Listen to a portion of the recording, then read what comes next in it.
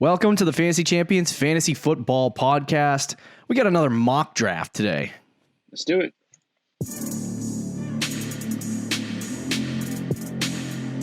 Welcome to the Fantasy Champions Fantasy Football Podcast. Here's your host, Morgan Colby and Rick Lemon. What's poppin', Fantasy Champs? Cracking, shaking, mixing. Joe Mixon. Mixon. What's mixing? Is that a preview of what's to come? I don't know. Do I take Mixon at 8? I don't know. Welcome to the Fantasy Champions Fantasy Football Podcast. As stated just a second ago, we are going to do a mock draft. I feel like Tuesdays are just mock draft day at this point. Yeah. So really are. we're gonna do a, I think it's a 12-team Superflex mock draft, and see what happens. At some point, we're gonna do a joint mock draft together because I don't think we've done a single one of those this year. No. But before we do that, be sure to check out our website, thefantasychampions.com. Follow us on Twitter at the FF Champs, on Instagram at thefantasychampions. You can like us at facebook.com/The Fantasy Champions. If you're listening on Apple Podcasts, Spotify, or Stitcher, or any other podcast platform, please subscribe to the podcast, leave a review, and share it with your friends. If you're watching on YouTube, you can do the same thing. Subscribe right there. Click the bell for notifications.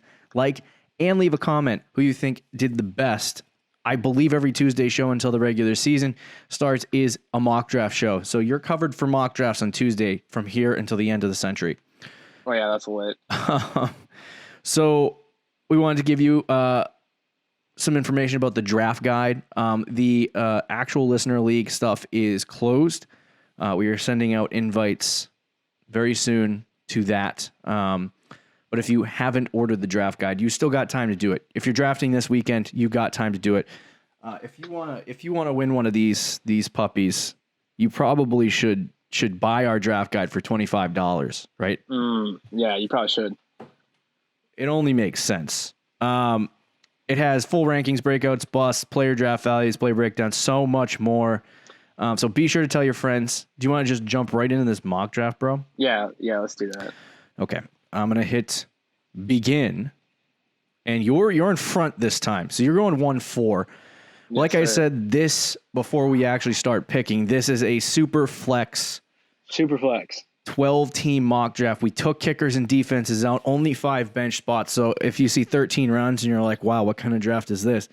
We don't draft kickers and defenses. No. So Rick is picking at 4. I'm picking at 9. Rick is on the clock. Barkley, McCaffrey, Cook come off the board. Who you taking, my dude? Yeah, I mean, for me, this was a regular draft. I'm taking Kamar all day, but because we are in a Superflex league, I'm going to take Patrick Mahomes here. Wow. You want to get, I mean, honestly, if you have in a Superflex league, if you have the chance to get Mahomes or Lamar, you got to take it. Okay. I feel like in a Superflex there is still options. Sure. And I like it in a 6-point touchdown league, I would be all over drafting a quarterback in the first round. But I feel like you can definitely maybe sneak away with some good talent in the later rounds. I mean, I like draft your first quarterback early. I don't know. We'll see how I break it down. But after you took, I like to go ahead. In Superflex, what I like to do is I just, if I can get Mahomes or Lamar, I'm going to do that. And then I can just wait on my second quarterback because I know I have one of those two guys to kind of carry that position. If I can't get one of those guys, though, then I'll probably try to get 2 very solid ones. Yeah. It definitely waits. I mean, Superflex is kind of a funny little situation because it's essentially just a 2-quarterback league. Like if you're going to have a Superflex, you might as well just make it 2 quarterbacks. Right. Because no one's going to start. I mean, unless you have to. If you're like in a 12 I know, the quarterback's on a bye week. You only got 2 quarterbacks. I guess so. After your pick, Alvin Kamara, Ezekiel Elliott, Derrick Henry, and then Michael Thomas came off the board. I'm gonna go Joshua Jacobs here, and then wait at the turn and see what happens. Playing the system. You know, I'm kind of mad at myself. There have been, so we're not going to talk about this today on the news section of our podcast, but the Raiders drafted. The Raiders signed Theo Riddick, the pass-catching running back that used to play for Detroit. And everyone's been talking about Josh Jacobs' ceiling being tied to how much passing opportunity they give him. Do you think, I was curious what you thought. Do you think Josh Jacobs is going to lose any kind of work from Theo Riddick, or is this just a depth No, signing? I don't. I really don't. I think Josh Jacobs is the 3-down back there. I still don't think, like, he said that he wanted to catch 60 passes this year. Mm-hmm. I don't think that's going to happen still. I think he's probably going to get like 30. Yeah. So maybe in the passing game, Theoretic might do anything, but no, Josh Jacobs is still the 3-down back there. Okay. I was going to say generally the same thing. It is a little more concerning considering the fact that the actual Raiders have signed many running backs over the last couple weeks for their second spot. I mean, and they signed a guy for like 2 days and then cut him. They just brought in Riddick. So I'm like, what are the Raiders actually planning on doing right now? They've been saying one thing and doing another. And usually when you're interpreting coach speak and they're saying one thing and doing another, it usually means the other thing, they're not really going to do the thing that they're saying. They're going to do something else. So I don't know if Josh Jacobs is going to get the work in the passing game. I think that's just a quantitative risk, but I will take Josh Jacobs here with that assumption in my mind. After I took Josh Jacobs, Devontae Adams, Tyreek Hill, Joe Mixon, Julio Jones, Miles Sanders, my dude, and Austin Eckler. My goodness, Austin Eckler at 2-3. I could go quarterback. I could do it. You're not gonna? But I'm going to go Clyde. I'm going to see what happens. Wow. Okay. We'll get myself some Clyde. So this is a super flex league. Remember, folks. Yeah, but I'm going crazy. Nick Chubb, Aaron Jones, DeAndre Hopkins, and then Kenyon Drake, and then Rick drafting Lamar Jackson as well. This league is over. The league's over. It's done. I won the draft. Oh man, you have like 6 other positions. Yes. I think there's 10 Mahomes starting and Lamar spots. getting me 30 points each a week. I think it's done. We have flex, super flex, wide receiver, 2 wide receivers, 2 running backs, tight end, and a regular quarterback spot. Yeah. I mean, that's pretty dang good. If both of those guys get 30 points a game, I mean, you're in a good place. Yeah, I think that's this is a right PPR there. league, by the way, just so everyone knows. So at this spot now, I could go receiver here, but I want to make sure I get my guy at running back. I'll go Leonard Fournette here, just because the running backs I think are pretty weak for my next pick. So that's why I'm going to take Fournette there. Okay. After Rick's first Lamar Jackson pick, it was Connor, Kittle, Thielen, Kelsey, Golladay, Godwin, and then he took Fournette and Cooper, Evans, Carson, and then Kupp came off the board. Now, I have decidedly faded. I'm deciding that I'm going to fade literally every single horrible old man running back in the 3rd round this year. So, they're all gross. Did you hear the news about freaking David Johnson? No, I did not. I think we're going to talk about this in the news, but they essentially said that there's no starter in Houston, and Phillip Lindsay and David Johnson are going to be like both playing. Do you mean Denver with Melvin Gordon? No. I'm sorry. I'm sorry. You're right. I'm sorry. I meant to say Melvin Gordon in Denver. I was staring at David Johnson's name out of hate for David Johnson. That doesn't surprise me, honestly. That really doesn't. That was one of my big concerns of Melvin Gordon. When he signed with Denver are they going to do a split backfield? Not that I was going to go with a running back for the 3rd straight round. I mean, you could. I could do that. Clyde and Josh Jacobs is pretty good at running back, though. In a PPR league, I think you have to get. I would draft Allen Robinson here. Yeah. Take a pick. Just because, if he gets 154 targets and catches 100 passes, I mean that's obviously a very good base floor. David Johnson, Mark Ingram, Le'Veon Bell, Todd Gurley, David Montgomery, and then Calvin Ridley all came off the board following my pick. Now, in a full PPR league, you don't want an A.J. Brown. Despite how ridiculous he is in terms of yards per reception, he's probably not going to be. He relies a lot on touchdowns and yardage to get his fantasy points. He'll probably only catch 70 passes, which is not giving him a very high floor. So I mean, I could go Juju. I think what I'm going to do is go and get my quarterback. So the question is, do I take Kyler or Dak? Dak's probably, I think, the safer and I'm probably gonna go smarter Dak. pick. I'm going to go Dak. Yeah. I could probably get Kyler in the next round anyway. Melvin Gordon, A.J. Brown, Jonathan Taylor, Jonathan Taylor, and then Devin Singletary all came off the board. Now Rick is up. Yeah, and I'm going to take Juju here. PPR league, he has a good chance to get 100 receptions this year. Ben Roethlisberger's healthy. So yeah. I'll be all over that. Next two picks is Metcalf, T.Y. Hilton, Odell, DJ Moore, Keenan Allen, Mark Andrews. I was kind of hoping DJ Moore would fall to me there and I could get DJ Moore and Juju. I think the safest pick is Robert Woods. See, if this was a real Superflex league, though, I would just take another quarterback and I would just have 3 dominant quarterbacks and then just trade one of them. Yeah. I'm not going to do that, though. I'm just going to fill the roster. I think Robert Woods is probably the safest pick here, though. Yeah, it's not, bad. Oh, what the frick? Oh, there goes your QBs. You got sniped. Yeah, we had Mostert, Kyler Murray, Russell Wilson, Steph Diggs come off the board. You know what? That kind of crap pisses me off. You still got Deshaun Watson, though. I think he's still in that tier. He's the last guy in that tier if you want to go that route. Do I want to do that? No. I think I'm gonna go wide receiver. I'm probably gonna go Mr. Terry McLaurin here. So you know what? My team's pretty filled out now, dude. I don't know about you.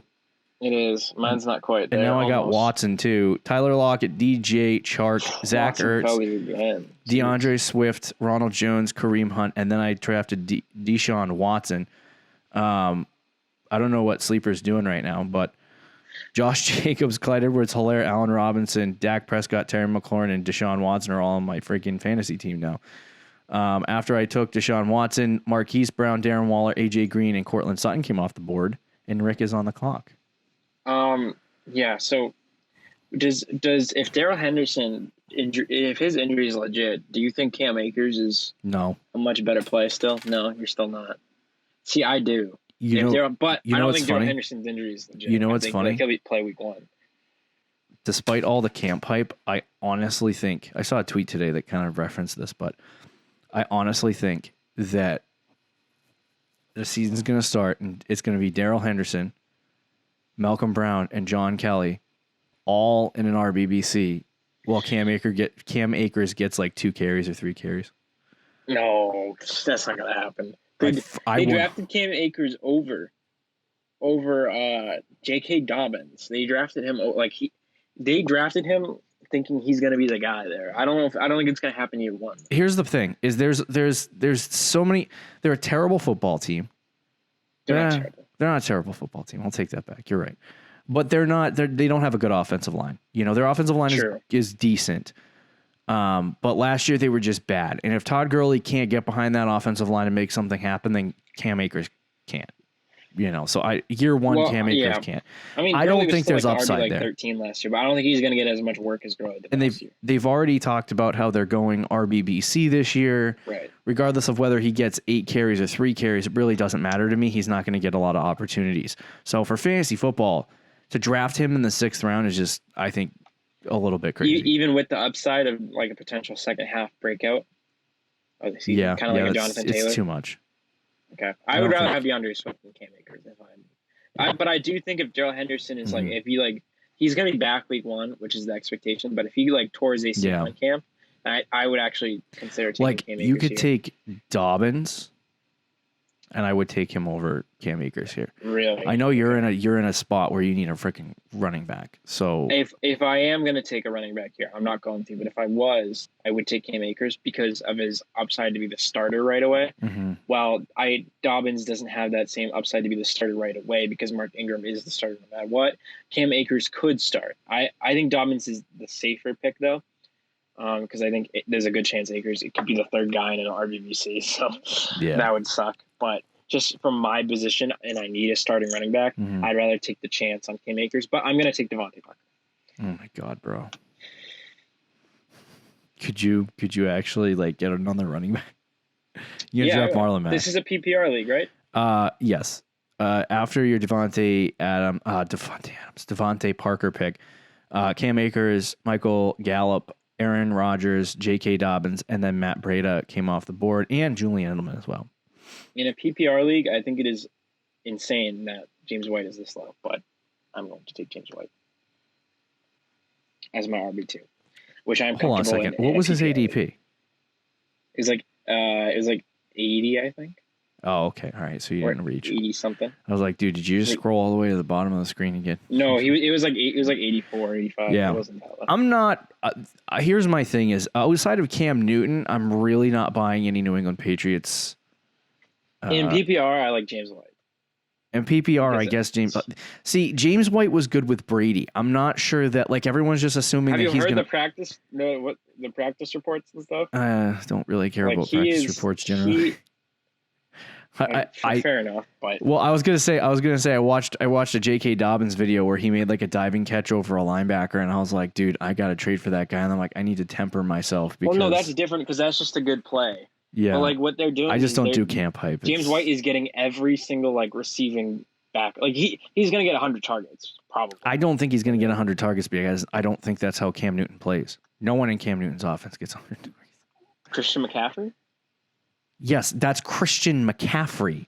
I know, but they're gonna. James White is. Used I don't the same think. way I don't think they're gonna. Christian McCaffrey. I don't think they're gonna get. I don't think James White's gonna get targeted 100 times. I really don't. And even if he does, it's gonna turn into 70 catches.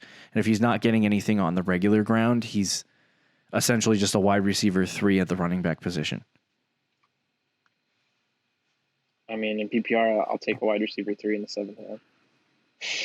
At the running back position, running backs score more fantasy points than wide receiver. Look, dude, he had 123 targets in 2018. All right. Last year, he missed a game and he had 95 targets, I believe. So he's gonna get at least 90 to 100 targets this season. Okay. And if he does that with his usual rushing game, which is crazy, but you won't.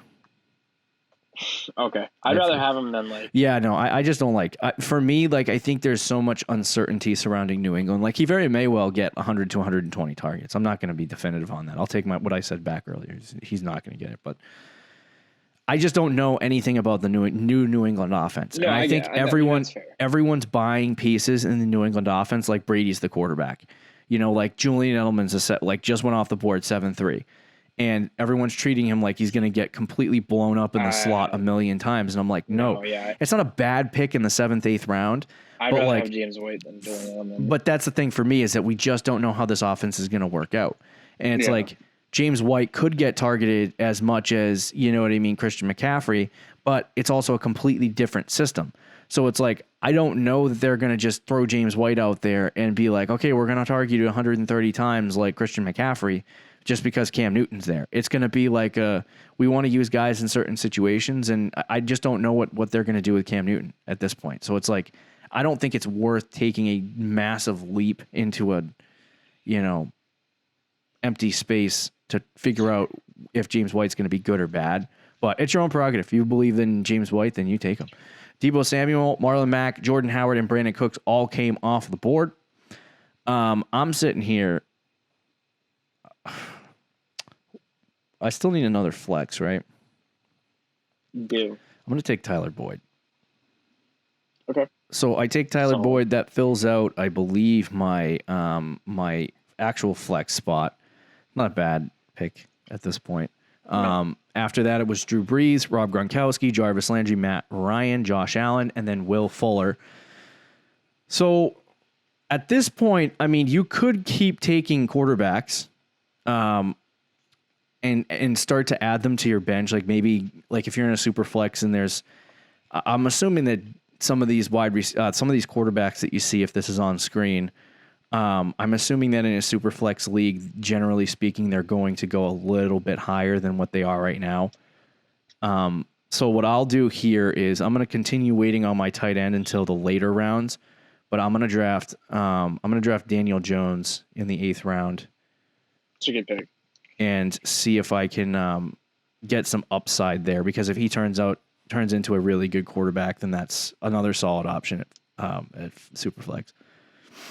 After my pick, Evan Engram, Deontay Johnson, Kerryon Johnson, and then Phillip Lindsay came off the board. Now Rick's on the clock. Yeah, I'm going to take Marvin Jones here. I think he's a solid depth wide receiver. Brady, Carson Wentz, Alexander Madison, Sonny Michel, Tevin Coleman, and Latavius Murray went off the board.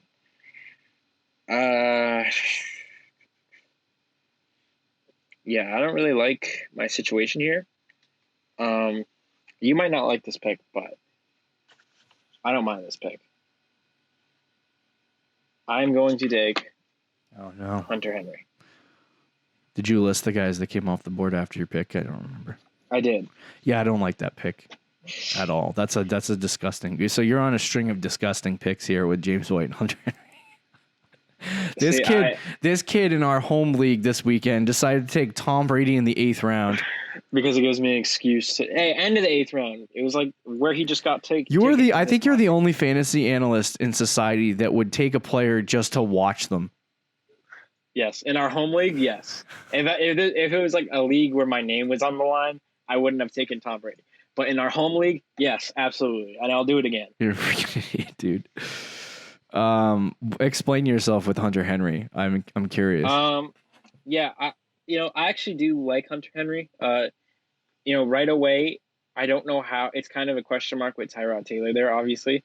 But when Justin Herbert comes in, I do like Hunter Henry a lot. And with Mike Williams' injury, I think he's going to be the second target there when he's healthy. I mean, last year when he was healthy, obviously Philip Rivers was there, so it was a different situation. But he was like the tight end 5, I think. So getting a potential top 5 tight end in the 9th round, I think is worth the shot at least. I think it's no different than taking a shot. I feel like a lot of people are just with Evan Engram and Hunter Henry. Everyone's just kind of thinking of them as the same players that they were before. Evan Engram had, I think it's a Liz Frank injury, and he's just complete. He gets hurt every year, and this is a hard injury to come back from. So I don't. At this point, Evan Engram is chalked up to an extremely talented tight end that will never get any good of opportunity because he can't stay on the field. Hunter Henry, I guess you could throw in that same boat. He doesn't have any like lingering injuries, but he keeps getting hurt over and over and over. I mean, he missed like the first 5 or 6 games last year, but when he came back, he was healthy, he was good, and he was very good. Here's the problem. I don't think Hunter Henry is a bad player. I don't think Evan Engram is a bad player. They're both talented. The problem is with Hunter Henry specifically is situation. Last year they had, Phillip Rivers, who loves to throw to running backs and tight ends on the team. They don't have that anymore. They have, what's his name? Tyrod Taylor. Or if they decide to go in the I don't think they are, but if they decide to go in the direction of Justin Herbert, then they will. But I think that neither one of those guys are going to target Hunter Henry heavily in that offense. So I feel like Hunter Henry is you're buying a piece that you're probably not going to get too much value in, I guess. I'm willing to take the risk on the talent in the 9th round. If Hunter Henry and Evan Engram were going in like the 6th, 7th round, I'm not doing that. In the 9th round, I'm much more comfortable with that pick. I just think there's other guys that I would rather take over him, like T.J. Hawkinson, Mike Gesicki. You would draft T.J. Hawkinson over Hunter Henry if they were both. Yeah, probably. I don't know. I love Hawkinson, but I 100% if Henry falls, I don't know. I think Hawkinson has the better quarterback and the better situation, and he was drafted with the top 10 pick, so he's going to get the targets. Gesicki is literally going to be the slot receiver for the Miami Dolphins. And I'm like, his situation. Keenan Allen's their slot receiver. They still got a good wide receiver on the outside in Mike Williams.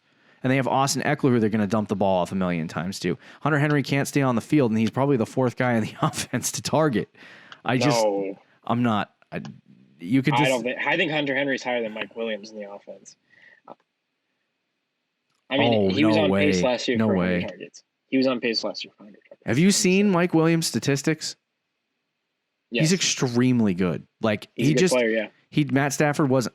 I'm gonna stop. I'm gonna stop talking about this. I'm gonna get angry. I was gonna say, you think? I think Mike Williams is ahead of Hunter Henry. Like at best, I think Hunter Henry is the 3rd option in that offense. I think at worst, Mike Williams, 100%. With Tyrod Taylor, there's maybe not with Justin Herbert. No, with Tyrod Taylor, yes, because Herbert's going to just chuck it down the field to Mike Williams. So but so is Tyrod Taylor. But I really do think that. I said Tyrod Taylor's going to chuck it down the field too. No, I don't think so. After your pick, not like Herbert. Jared Cook, CeeDee Lamb, Hayden Hurst, and then Matt Stafford came off the board. I'm going to take Mecole Hardman at 9-9. That's, I mean, I don't think I've seen him go that far in mock drafts before. I have a feeling that he's going to take over for Sammy Watkins at some point in the year. So I will take the risk there in the 9th round for a guy with a lot of upside. I was hoping that Antonio Gibson would. You know what's funny? I'm so tired of this. Like, Antonio Gibson is going way too high in drafts. In PPR though, I mean that's not in. We have never seen him play before. Yeah, he's like. Well, you can say that with any. He's a 4th round gadget player who has 6 other. No, 3rd round. Almost 2nd round, dude. He was picked 60, I think. Whatever. 60 something. I just don't know that Antonio Gibson's going to come out right away and perform. And I think a lot of people are going to be like super hyped on him. I do see I did this last year with I understand he was a 6th round pick, but with Darwin Thompson. And it's like this again, 6th round pick. A guy who's going into a murky situation. You can believe what you want, but right now they have freaking Steven Sims, Dontrell Inman, like they're not good wide receivers by any means, but those guys are playing in the slot. They're not having Antonio Gibson run from the slot. They also drafted this wide receiver named Antonio Gandy Golden, so he's going to be getting up. True. Like, I just think Antonio Gibson is the 3rd running back on a team, and he's going to, even if he runs from the slot, he's just not going to be. I feel like there's just not enough there for them to. I mean, look, I'm not trying to take Antonio Gibson in the 9th round either. Okay. I'm not disagreeing. Good.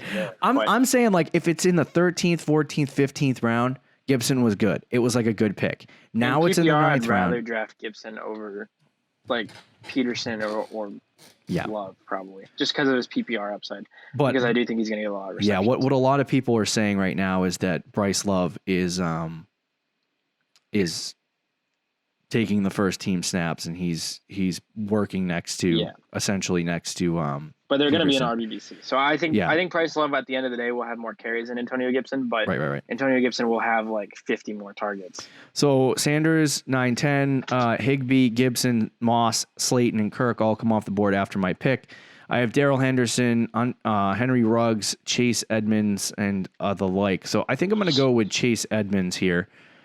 At 10-4. I was thinking about going Darrell Henderson, but I feel like Chase Edmonds is probably a safer pick, especially it's more of like a COVID handcuff to Kenyon Drake kind of thing. You know, I don't have Kenyon Drake on my team, so I'm not handcuffing him specifically to that, but I actually think he does have some okay standalone value. And if, you know, Kenyon Drake just completely doesn't work, they'll move to Chase Edmonds. Chase Edmonds had 5 yards a carry last year and about 8 or 9 yards per reception, I believe. So he actually was efficient with the opportunities he was getting. So I think he could definitely fill in for Kenyon Drake, or he might even just overtake Kenyon Drake if Kenyon Drake blows. I don't think that happens, by the way. But I think it's in the 10th round, it's a decent pick. Yeah, no, I mean in the 10th round, I think. After my pick, Henderson, Ruggs, Keyshawn Vaughn, and Ben Roethlisberger came off the board, and now it's back at your pick. So this is kind of another tough one. It's really gross of my available options, and I think you probably won't like this pick either. But in a PPR league, and I need the depth at running back, I'm going to take the human joystick here. He had like 80 receptions last year, I believe, or 76. I feel like you overcompensate in PPR leagues just a little bit. Well, I think maybe, but he was at RB27 last year in PPR. Like, I'm not expecting him to be a top 20 running back, but to get somebody who will be like around in between like the RB30 and the RB25 range at pretty much the 11th round, I think is fine. Like as a depth piece and a potential flex. And I think of my options at this point, like I'd rather him than like an Adrian Peterson. Or as much as I love Damian Harris, there are too many question marks with him. So I think he's probably the best bet at running back at that spot. Okay. So yeah, next was Jerry Jeudy, Noah Fant, Tony Pollard, Austin Hooper, Baker Mayfield, and Deshaun Jackson. And now here, again, I mean, I would take him if it was half PPR, but especially PPR. Give me Jameson Crowder with his reception upside. It's kind of a gross pick again. Just a gross draft for me. But Damian Harris, Jalen Reagor, Justin Jefferson, Adrian Peterson came off the board. At this point, I mean, you're just kind of. I think I'm gonna start going my guy Mike Gesicki and get my tight ends. Yeah. And what do I always do? I go Gesicki and Hawk. Taking my shots. I mean, you do that. Cam Newton, Justin Jackson, Sterling Shepard, Sammy Watkins, Jared Goff, and A.J. Dillon came off the board after my Gesicki pick, and then I took T.J. Hawkinson. I don't know. For me, I've been doing this in a lot of my drafts, is just trying to shoot for my two favorite tight ends this year, and see if one of them works out or both of them work out. Then you can try to make it happen. But I know it takes up some roster spots that people don't want to. Valuable roster spots that people don't want to waste. So, I'll take Brandon Ayuk here. Yeah, he's got the potential to start week 1. Yep. And then off the board was Boston Scott, Anthony Miller, Duke Johnson, Golden Tate, Preston Williams, N'Keal Harry, and my last pick, Superflex League, taking Joe Burrow. Okay, good pick. Drew Lock, Blake Jarwin, Ryan Tannehill, and Bryce Love came off the board after Rick's pick. At this point, it's like the 13th round, so I probably shouldn't do this. But in a normal draft where there's kickers and defenses in 15 rounds, I'd probably take Paris Campbell. Paris Campbell's getting a lot of camp hype right now. Lots of camp hype. Yeah. Dude, we've been telling you he's the slot guy. He's the slot guy. So my team, Dak Prescott, Josh Jacobs, Clyde Edwards-Helaire, Allen Robinson, Terry McLaurin, Mike Gesicki, Tyler Boyd, and Deshaun Watson at my Superflex position. I also have Daniel Jones, Mecole Hardman, Chase Edmonds, TJ Hawkinson, and Paris Campbell on my bench. My team, Patrick Mahomes, Leonard Fournette, James White, Juju Smith-Schuster, Robert Woods, Hunter Henry, Devontae Parker, Lamar Jackson. I do have Patrick Mahomes and Lamar Jackson, by the way. My bench is Marvin Jones, Tariq Cohen, Jameson Crowder, Brandon Ayuk, and Joe Burrow. There you go. There you have it. We are going to really quickly go through the news now post-draft. To give you a little update. But before we do that, if you haven't heard about Anchor, it's the easiest way to make a podcast. You've heard us talk about it before. It's free. There's creation tools that allow you to record and edit your podcast right from your phone. Anchor is also going to distribute your podcast for you so it can be heard on Apple Podcasts, Spotify, Stitcher, or whatever other platform there is out there. You can also make money from your podcast with a no minimum listenership. So sign up. Start your podcast and you can actually start making money right away. It's everything you need to make in a podcast all in one place. Download the free Anchor app or go to anchor.fm to get started. So let's talk about some news points quickly before we end the show. Patriots running back Damian Harris has been getting heavy workload early in camp. Love it. So a lot of people are going to get hyped on that. You drafted Damian Harris this weekend. And I know that people are going to get excited, and I actually like that too. I don't think it's like I would have drafted Damian Harris had he fell to me at that point in the draft. So I think Damian Harris is a good pick later in drafts. I will temper people's excitement. I want people to temper their excitement because you still have Lamar Miller. I don't even know if he's going to make the team. I would make the argument that he's not going to make the team at all. I would not be surprised if he gets cut. Sony Michel maybe plays week 1, maybe not. Rex Burkhead's also been getting a lot of camp hype. This is going to be the normal New England Patriots full-blown RBBC, and I don't know that the last couple years they haven't gone really too much into the RBBC with Sony Michel there, but I don't know that Damian Harris is going to take over the starting role and come in and be a full-fledged, running back in that offense. No, I definitely agree, but do you think he could be this year's Devin Singletary? Where you draft him in like the 13th round, 14th round, and then, a LaShawn McCoy type player, Lamar Miller, gets cut. Maybe. And then he ends up getting some solid work and is like a flex play throughout the year. Yeah, I mean, I don't think it's a bad idea to draft him. I do agree. I think he could with be. With Lamar and Sony there, he's not. I mean, the fact that he's getting a heavy workload right now is because he's competing with Rex Burkhead. I'm curious to see what happens with Harris. Sure. Because we didn't see him play last year. You know what I mean? And he was the starting running back in front of Josh Jacobs at Alabama. Correct. So, and I believe we drafted him in the second round. All summer, the Patriots historically, when they, and other than Sony Michel, because he was a first round pick, but historically when they drafted James White, who was the running back? Shane Vereen. Yeah. Like they typically will draft a running back and they give him a red shirt first year where he pretty much doesn't play at all, like Damien Harris did. And then the second year they allow him to that's when they give them the workload and the opportunity. Right. They give him like a year to sit behind the other running backs and see how they do it. So okay. I think they're going to do that with Damien Harris this year, but it is going to be a concern with Lamar Miller and Sony there of how much work he's actually going to get. But if Lamar gets cut and Sony starts the year on the PUP and misses the first 6 weeks of the season, different story. Damien Harris is going to be a very solid running back, I think. Paris Campbell, as we stated earlier, is starting to resemble the star Indianapolis believed they drafted in the second round in 2019.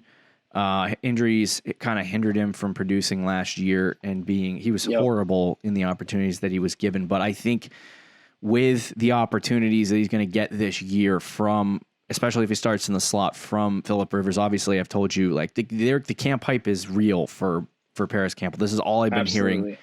I don't really like to buy into a lot of the camp hype, but I already knew Paris Campbell's going to be the slot receiver for a team with a quarterback who likes to throw really short passes 9700% of the time. This is what I was referencing earlier when we were drafting. Vic Fangio said he anticipated both Melvin Gordon and Philip Lindsay playing enough where they really don't have to designate a starter. That's gross. So I feel like this is going to be an RBBC, which I didn't expect. Vic Fangio is not really known for something like that. But we'll see. Or the offensive coordinator, I should say, of the Broncos is not really known for that. But they obviously like Lindsey and Gordon, and we'll have to see how that kind of works out. I think they might be thinking in a circumstance similar to how Los Angeles used Melvin Gordon and Austin Eckler, not really in the circumstances of pass catching because Philip Lindsay's not really a great pass catcher, but I think in the context that they want to utilize both running backs to their advantage. So that was interesting. Also gross. I'm fading every single old man running back in the third round at this point. Me too, except I still like Gurley. Mike Garofalo reports that Tyreek Hill has been diagnosed with a minor hamstring injury. Reek, I feel like, has been dealing with a lot of injury problems the last couple years. So this obviously they say it's minor. Hamstring injuries in camp usually don't mean good things later in the season. It usually leads to something worse. So I would be slightly concerned with Tyreek Hill. I'm not going to be like, oh my God, I'm not going to draft him. Like, obviously draft Tyreek Hill. But having that minor hamstring injury, it could linger. It could stick around for the season, and you could see some problems in efficiency for Tyreek Hill if that's the case. But I don't think you need to be worried too much about it. Right. No, I don't think so either. Nick Chubb cleared the concussion protocol, and he returned to practice. So all the Kareem Hunt lovers out there who thought he was going to get a starting role because Nick Chubb got concussed. He's back. He's back. He's fine. Pete Carroll joked, "We're going to hammer the rock this year," in reference to hashtag let Russ cook. The dreams of just Russell Wilson throwing the ball 600 I'm hoping that still is a joke, but we know what freaking Pete Carroll does. He likes to rush the football. It's not a secret. This is why I was fading Russell Wilson a little bit this year, because I don't know that he's actually going to be able to keep up with, I guess that kind of efficiency that he would have, and the opportunity just not going to be as much there as it would. I want Russell Wilson to get like 575 opportunities, because if he did, he literally could be probably like QB1. Yeah. So I'm like, but they just don't. Freaking idiot. Pete Carroll, you're stupid. Yeah. Deontay Johnson, he missed the last 5 days of practice because of a aforementioned leg injury. So keep an eye on that. Don't know what's happening. And then Kenyon Drake was spotted in a walking boot, which sent the world into duress. Hopefully in 2 weeks he's back on the practice field. Yeah. Somebody tweeted out that this time last year, Kenyon Drake had a walking boot. Yeah, in the same situation. So he could just be like, some people are just more comfortable protecting certain sections of their body, I guess, with a walking boot. I don't know. He could have a legitimate injury, but he could also just be taking it slow with something. Taking precautionary. It could just be that he tweaked his leg. Because I feel like a walking boot means very bad things. Yeah. And so many people freak out about it. Sounds like a broken foot. Yeah, it sounds like a broken foot. But I think he's going to be fine. They said that he is probably going to start. The king of coach speak obviously is saying this, but they said he's going to start week 1. So I wouldn't be too concerned about Drake unless you start seeing other things point in the direction otherwise. Yeah. But that'll do it for this episode of the Fantasy Champions Fantasy Football Podcast and the news. That'll do it for the news and the whole podcast as a whole. Don't forget to check out our website, thefantasychampions.com. You can follow us on Twitter and on Instagram. And we'll talk to you tomorrow, Fantasy Champs. Should be interesting. Forgot what we were talking about, but we'll talk to you tomorrow anyway. Later. Thank you for listening to the Fantasy Champions Podcast. Make sure you subscribe on iTunes and YouTube and follow us on Twitter @TheFFChamps.